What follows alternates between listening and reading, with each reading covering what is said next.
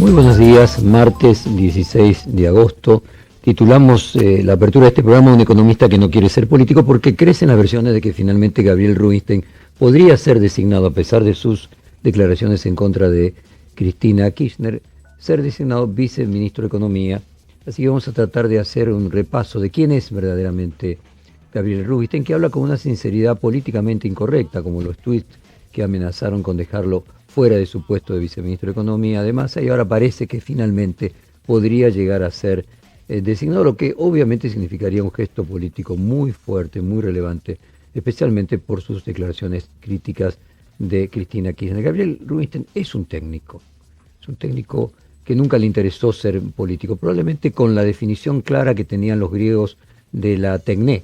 La tecné era aquello que estaba en el mundo de lo concreto, de la producción, de la fabricación material, y se oponía a la idea de la praxis, que era la esfera de la acción propiamente dicha. Esta, por ejemplo, podría ser en esta división del trabajo entre tecné y la praxis. La praxis sería lo que llevaría adelante Massa y la tecné sería lo que llevaría adelante Gabriel Rubinstein. La idea es que Sergio Massa necesita tener un macroeconomista antes de viajar a Estados Unidos para poder tener un interlocutor con los miembros del Fondo Monetario Internacional que tenga los conocimientos técnicos macroeconómicos que el ministro carece. Vamos a hacer un repaso de declaraciones de Gabriel Rubinstein. Nosotros tenemos en este mismo programa, una semana antes de que él se enterase que podía ser designado viceministro de Economía, o sea, una semana antes de que Massa asumiese o se lo designase, luego pasaron algunos días hasta que finalmente asumió ministro de Economía, en este mismo programa,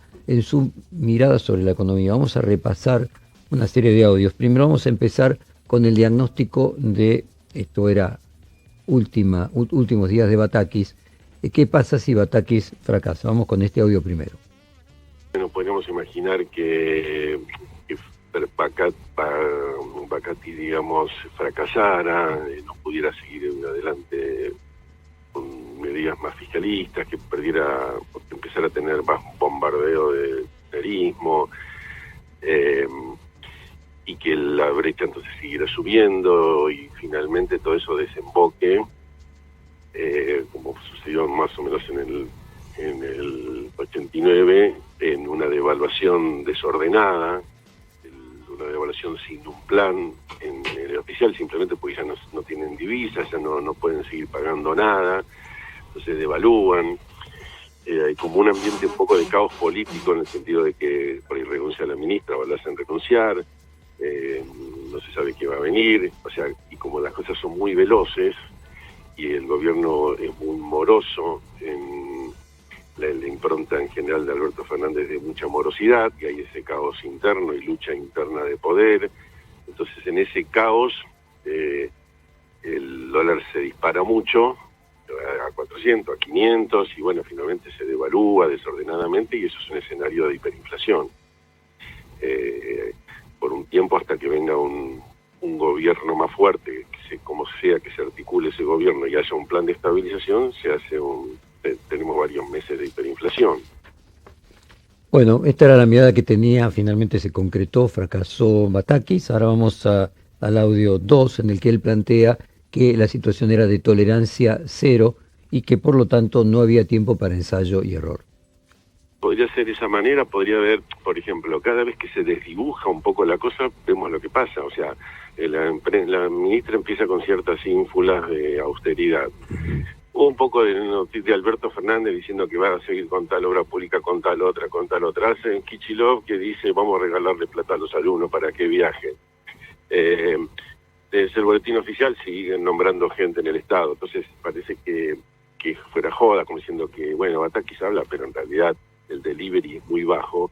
Y estamos en un momento de tolerancia cero, se puede decir. Es decir, no hay tiempo para mucho ensayo y error, y que diga, y que no le den bolilla, y entonces después sí hace la reunión con gobernadores y tienen 5 gobernadores. O sea, cada día que pasan elementos que o desdibujan el accionar de Batakis, pongámosle, o le dan un poco de impronta, de decir, bueno, va a tener un ritmo, efectivamente, va a mejorar las cuentas fiscales, efectivamente, va a cumplir con el fondo, efectivamente, esto y lo otro. Bueno, y en frente cambiario también, cada día que pasa, que tenemos una nueva empresa que no puede producir porque no tiene los insumos para producir, pues bueno, eso es lo peor, nunca deberíamos haber llegado a un punto así. Entonces, cuando vos vas viendo todo eso y que hay una especie de rezo para llegar a fin de agosto, para cuando bajen las importaciones de energía, para que haya un poco más de plata, a todo tan atado entre alfileres que cualquier error y cualquier situación política, mañana hay una declaración que se del Cuervo Larroque negativa de la situación fiscal y todo lo vamos a tomar, acá Cristina empezó a prestarle apoyo, compra dólares, entonces es muy endeble la situación. Presten atención a las palabras que él utiliza, ¿no? O sea, no tiene ningún inconveniente meter a los políticos en declaraciones con nombre y apellido, llama el Cuervo Larroque y dice algo. O sea, fíjense cómo él plantea las conversaciones como alguien que en realidad no tiene ninguna vocación política. Habla con una libertad que normalmente se produce en aquellos que están totalmente fuera de la política. Vamos a seguir ahora con no tiene sentido y no me importa que los mercados conspiren contra la devaluación y su visión de lo que pueden hacer los mercados. Es que cuando hablamos de los mercados, es un montón de gente interactuando, es el flaco de la esquina que no te vende porque no sabe qué precio tiene. No es que estamos hablando de 5 conspiradores, estamos hablando de una millonada de interacciones que lo vimos. Eso, o sea, lo que vos descartás es que existe una fuerza que esté conspirando a través del aumento del dólar para producir devaluación. Sí, eso no tiene sentido ni me importa que haya alguien que quiera hacerlo y quiera influir, siempre puede pasar, pero eso... No, pero su poder de influencia no sería determinante, si entiendo bien. No, yo no veo nada determinante, es un deterioro que hace que... Si alguien, por decirte cualquier cosa, alguien tiene capacidad de hacer una fake news que genere más miedo y eso termina ayudando a que haya una devaluación, puede pasar, sí, puede pasar eso, pero eso no explica la situación, porque la fake news o cualquier acción de estas solamente tiene sentido en un terreno muy fértil, si no, no pasa nada. Un técnico, nuevamente vuelvo con la idea de la tecné griega. Él comenzó en el estudio de Broda, siendo el economista que tenía a cargo el área de calificación de riesgo. Luego terminó siendo el economista jefe del estudio de Broda, que nuestra audiencia ya nos ha escuchado. De hecho, entrevistamos a Miguel Ángel Broda la semana pasada. Fue la gran consultora de economía en los años 80 y los 90, además de que lo siga siendo, pero en aquel momento en que había muchas menos consultoras, era la consultora.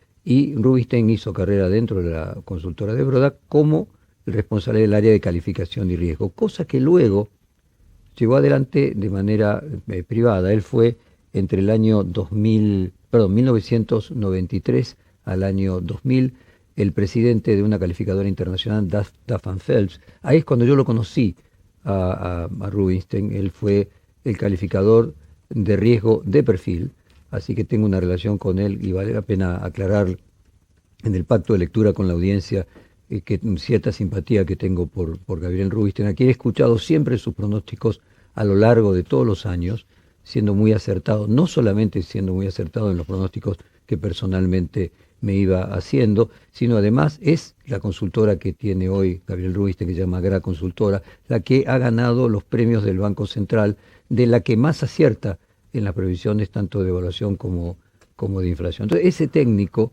el que era especialista en calificación de riesgos, es un área de la economía, es como si fuera una especialización de la especialización de la especialización. Digo, para tener el carácter del personaje al que nos estamos refiriendo, dedicó, podríamos decir, sus últimos cuartos de siglo como profesional al área de calificación de riesgos, en los últimos ya directamente a la economía en su conjunto. Vamos ahora al audio 4. El gobierno dijo que no quiso racionalizar la energía, pero lo está haciendo con la producción.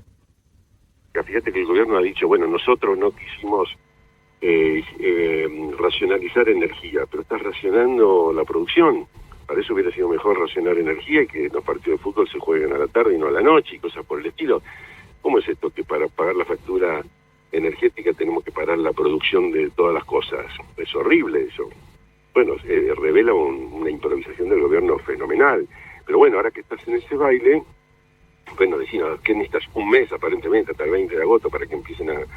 Ahora dicen también que van a tomar alguna que otra medida para que parezca, pero todo eso tienen que actuar y buscar que también la parte productiva no se puede resentir de esta manera. No puede ser, no estamos en Ucrania, no puede ser que una empresa que necesite aditivos químicos para producir no los consiga porque no se lo dejan importar, tenga que suspender al personal. Eso es eso es malísimo, eso no dura, eso tiene que revertirlo rápidamente. Si empiezan a revertir esas cosas, con una medida por aquí, una medida por allá, etcétera, decir, bueno, son tímidas lo del turismo, para eso hubieran desdoblado de una manera similar. Todo el que quiera dar al ahorro vaya a este mercado, todo el que quiera turismo para ir al exterior que vaya por este mercado, todo el que piense tarjeta que vaya a un mercado, este mercado MEP o turista que quieren formar, pero no para el turismo que viene de afuera, que eso no mueve la aguja, eso no pasa nada. Como diciendo, tendría que ser un poco más concretos y más efectivos con las medidas, con ese sentido de urgencia que aparentemente transmite Batakis, pero que no se logra plasmar mucho en los hechos, ¿no?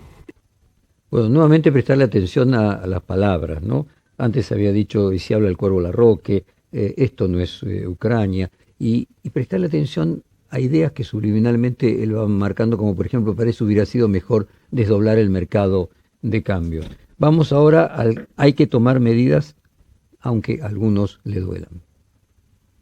El líder político, si no toma acciones que a algunos le duelan, y no, ¿a dónde va? No es nada. Entonces yo creo que si ellos abrevaran bien en la historia, se darían cuenta, para mí, que mayor costo político es esta agonía, con lo cual no van a ganar las elecciones y siempre están con el riesgo de hiperinflación a la vuelta de la... Pero bueno, son visiones, cada uno tiene su visión, ¿no? Aquí este audio que van a escuchar ya reflexiona sobre Sergio Massa, no es del reportaje que yo le hice, es de unos días después. El reportaje que yo le hice exactamente es el 22 de julio, este que van a escuchar ahora es del 2 de agosto, sobre Sergio Massa. Mira, yo creo que puede haber como un escenario de mejora, sería compatible con ese escenario, un escenario de mejora, de pasar de inflación, digamos, del 7-8% como está en estos momentos, a una inflación del 5% y eventualmente del 4% dentro de unos meses, y como llegar al escenario electoral con más tranquilidad, digámosle así. Pero eso seguramente igual significaría una mediocridad importante. Este año ya una inflación del 90%, el año que viene por ahí del 60% o más. O sea, no sería un escenario, digamos, muy atractivo electoralmente para el Frente de Todos. Entonces ahí es donde está la duda o la posibilidad que tendría Massa de hacer algo más contundente. Para mí hay que entender que no se entiende que el ABC de un ajuste en estos momentos, cuando ya nadie quiere ni bonos argentinos ni pesos, es tener una situación fiscal totalmente equilibrada. Hay una percepción, especialmente en el kirchnerismo, de que, pero no solo en el kirchnerismo, de que el ajuste fiscal es recesivo y es perjudicial para la gente. Y no hay noción de que no hay suficiente conciencia que la inflación obra como un impuesto, y por eso se habla de impuesto inflacionario.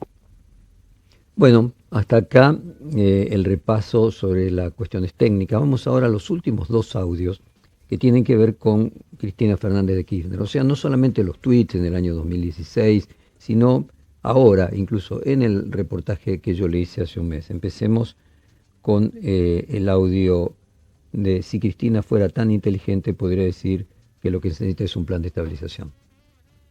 Lo primero tienen que tener ellos el plan. O sea, para mí, si Cristina Kirchner fuera lo inteligente que es para la política, para revolear ministros, para hablar, para todos los discursos que hace, para aprender un poco de economía, ella podría llegar a decir acá mucho más eficiente un plan de estabilización que no solo no va a traer recesión, no solo va a traer grandes conflictos políticos, sino que al contrario la gente lo va a valorar, como valoró el Plan Austral, como valoró la convertibilidad. Entonces, antes de ir a una hiperinflación que los arrastra políticamente a una debacle, que tengan la suficiente inteligencia para decir, hagamos el plan de estabilización ahora, prevenimos una crisis hiperinflacionaria, y encima políticamente, con un conflicto por aquí y por allá, porque obviamente conflictos siempre hay, encima nos va a redituar políticamente.